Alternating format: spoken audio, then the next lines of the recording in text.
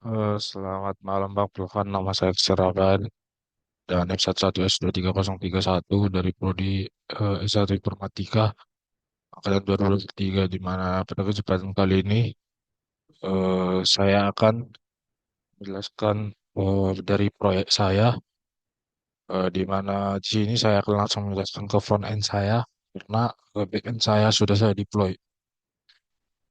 Jadi di sini saya buat sebuah aplikasi dengan tema reservasi hotel, di mana di sini itu saya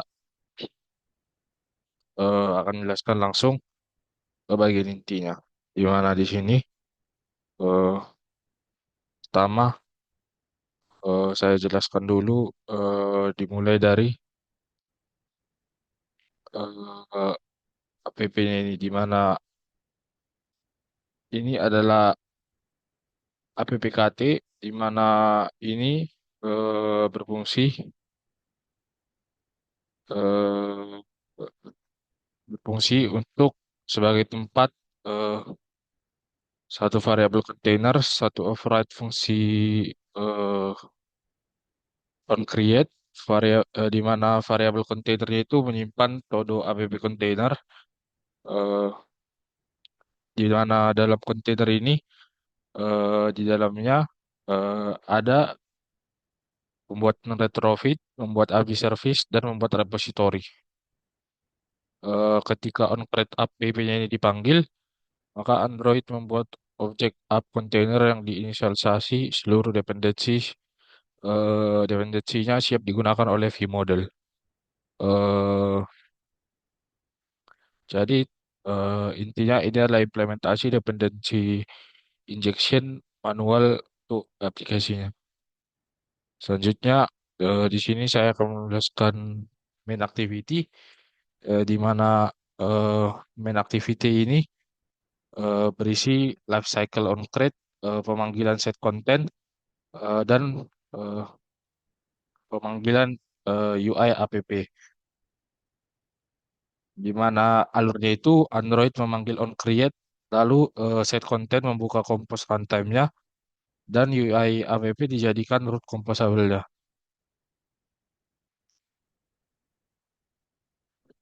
Selanjutnya, di sini ada UI FKT, di mana ini adalah otak UI aplikasinya, di mana di dalam UI app ini terjadi beberapa hal. Seperti yang pertama itu pembuatan nav controller, di mana itu adalah objek yang menyimpan screen dan mengatur perpindahan screen serta menyimpan backstage-nya. Selanjutnya di sini juga terjadi pembungkus material theme, di mana semua composable di dalamnya otomatis memakai warna, otomatis memakai font, dan otomatis mengikuti temanya. Ketiga, navhost, di mana di sini ada navhost, di mana navhost itu ada root, screen, mapping root, composable, di mana setiap composable di dalam navhost akan dipanggil hanya saat rootnya aktif, di mana akan dihancurkan saat rootnya berpindah. Alurnya itu UI app menuju navhost, menuju screen, dan menuju view model. Selanjutnya, sini saya akan menjelaskan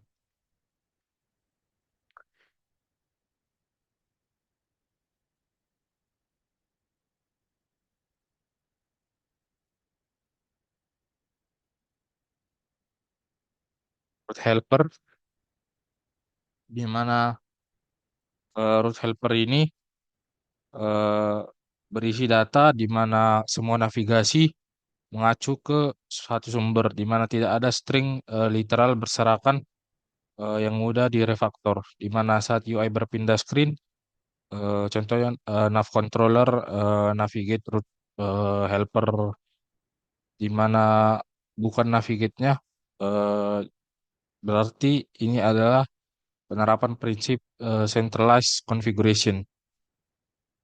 Selanjutnya,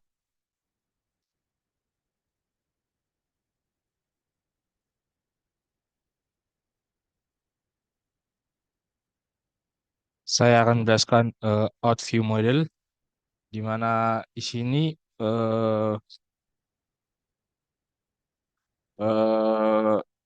berisi state loading, state error, fungsi login, dan fungsi register. Di mana saat fungsi loginnya dipanggil, luarnya itu UI memanggil login, is loading diubah menjadi true, coroutine diubah menjadi dijalankan, repository login dipanggil, respon diterima, dan token disimpan jika sukses. Di mana is loading diubah menjadi false. Perubahan state is loading itu menyebabkan UI-nya menampilkan loading atau kembali ke tampilan normal, di mana ini adalah konsep state driven UI. Selanjutnya saya akan menjelaskan metode view model, di mana di sini menyimpan semua data inti aplikasi, di mana state-nya itu ada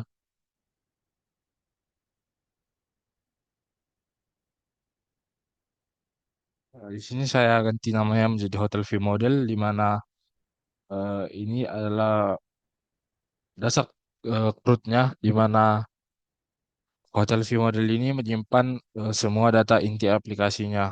Eh, di mana di sini ada daftar hotel, status loading, dan status error. Di mana saat screen hotel dibuka, hotel screen akan dipanggil, get hotel akan dipanggil, is loading akan menjadi true, repository get to hotel dipanggil, list hotel diterima, hotel state diupdate, dan UI otomatis akan refresh. Di mana saat tambah, edit, atau hapus dilakukan, view model tidak memodifikasi UI, tapi memodifikasi state UI mengikuti state terbaru, di mana ini adalah MVVM plus Compose. Selanjutnya saya akan menjelaskan eh,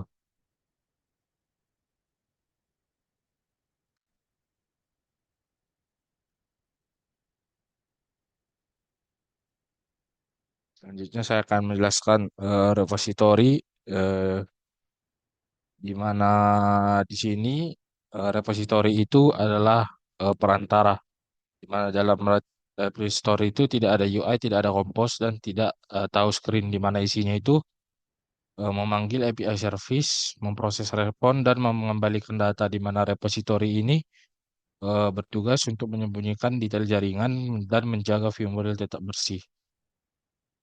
Selanjutnya saya akan menjelaskan Hotel API Service, di mana di sini API Service-nya hanya berisi deklarasi fungsi, di mana setiap fungsinya itu memiliki HTTP method, memiliki endpoint, memiliki request body, di mana Retrofit akan membaca interface ini dan membuat implementasi runtime-nya dan mengubah JSON ke objek Kotlin, di mana ini tidak menulis HTTP manual dan mudah di debug.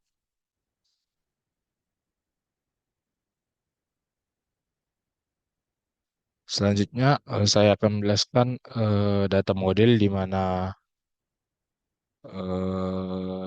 data model ini eh, request-nya berisi data yang dikirim, dan responnya berisi data lengkap dari server.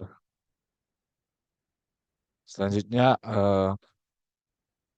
saya akan menjelaskan out token proof, di mana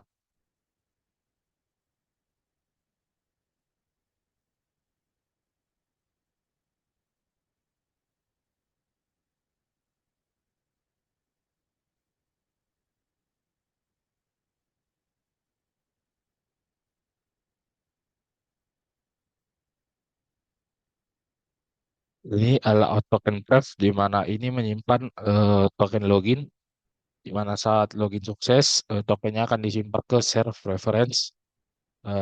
Dan ketika API-nya dipanggil, tokennya akan dipanggil, diambil, dan disisipkan ke header.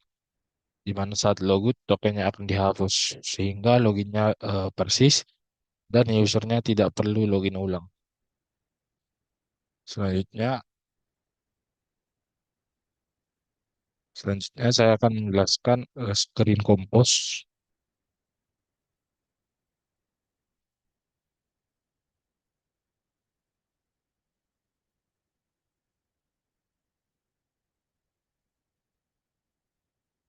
Screen compose ini, setiap screennya itu menyimpan state input dan membaca state view model, lalu memanggil fungsi view modelnya, di mana UI-nya itu tidak memproses data dan tidak memanggil API-nya langsung.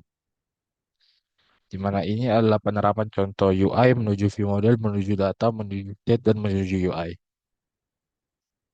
Saya akan langsung demokan aplikasi saya. Di sini sudah saya build dan sudah saya run. Bisa dilihat di sini, kita tinggal login. Bisa juga register, tapi karena sudah saya di sini, bisa di register. Tapi karena saya sudah register,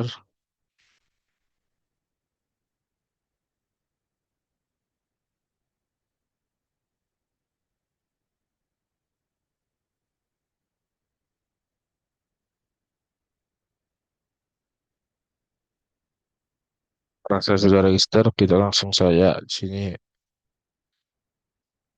masukkan username dan masukkan password. Di sini akan langsung disambut dengan tampilannya, di mana eh, tampilan awalnya ini eh, menampilkan salam membuka. Di sini ada kita lihat real time analytics-nya, ada eh, reservation overview-nya, di mana di sini sekarang ada satu yang di booking, dua available, dan tiga total managed rooms. Di mana di sini aplikasi reservasi hotel ini berperan sebagai administrator untuk mendata penggunaan kamar-kamar di hotel itu. Di sini ada administrator tip untuk administratornya. Di sini ada penggunaan logika dark mode dan light mode. Lalu kita lanjut ke halaman utama ya, di mana di sini kita room katalognya, di mana di sini bisa di scroll endless scroll, endless scroll, dan semuanya sesuai dengan requirement yang ada di modul. Bisa misalkan di sini sudah saya isi kamar 6, kamar 1, dan kamar 18. Di sini bisa di sini ada available 2 dan book 1.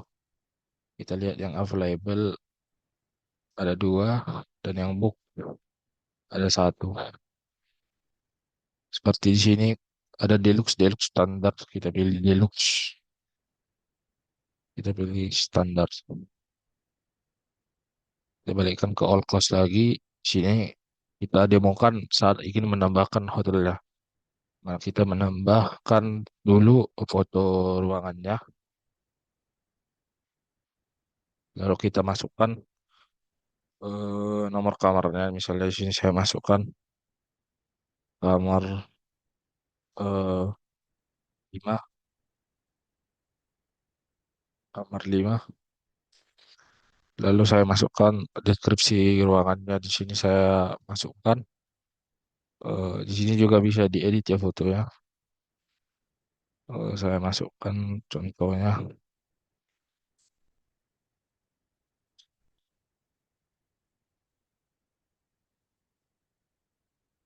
Bagus. Lalu saya pilih room classification-nya deluxe atau suite atau standar. Jadi saya pilih suite. Lalu saya register. Maka akan muncul room successfully added to catalog. Nah, akan tambah datanya. Di sini setelah kita tambahkan ruangannya bisa dilihat di sini amenitiesnya juga. Untuk mengedit statusnya, kita masuk ke edit room dan kita lihat di sini. eh kita kan udah kita tambahin ruangannya. Sekarang kita edit apakah available atau book. Nah, misalnya di sini ada yang pesan nih, kita kan kalau kita langsung buat di awal tadi bisa aja dipesan nanti saat available ataupun saat book. Jadi kita buat available dulu.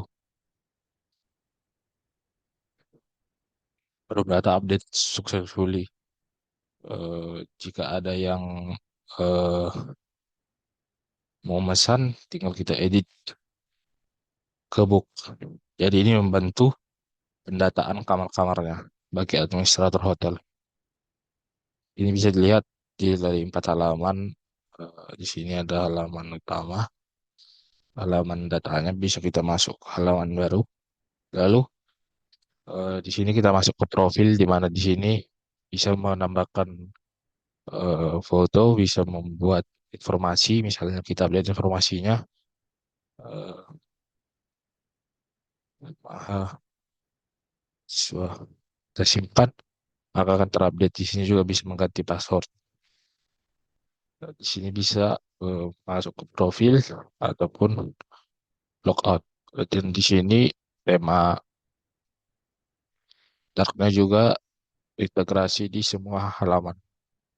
Demikian penjelasan saya mengenai